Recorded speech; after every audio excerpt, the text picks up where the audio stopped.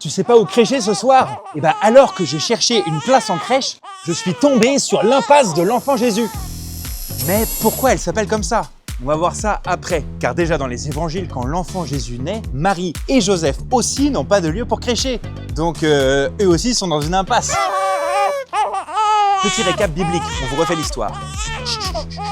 D'abord, Marie reçoit la visite de l'ange Gabriel envoyé par Dieu, qui lui annonce qu'elle va mettre au monde un fils qu'elle appellera Jésus. Marie est donc enceinte, et lorsque son terme approche, elle est en voyage avec Joseph, son mari. Tous deux vont vers Bethléem pour se faire recenser, selon un ordre du gouverneur romain de l'époque, même de l'empereur romain. Mais alors que Marie est vraiment sur le point d'accoucher, c'est la cata. Toutes les auberges sont surbookées. Que vont-ils faire? Réponse dans l'évangile de Luc.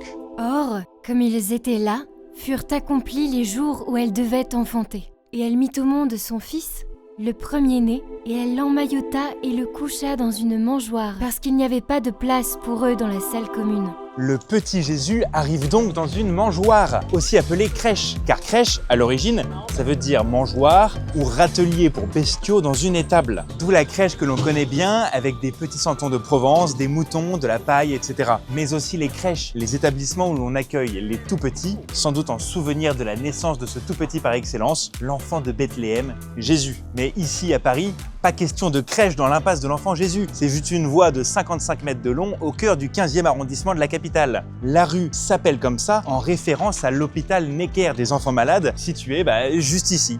Et il était autrefois nommé l'hôpital de l'enfant Jésus. Maintenant, tu sais tout. Allez, ciao, moi je vais essayer de trouver une nourrice. Ah bah viens.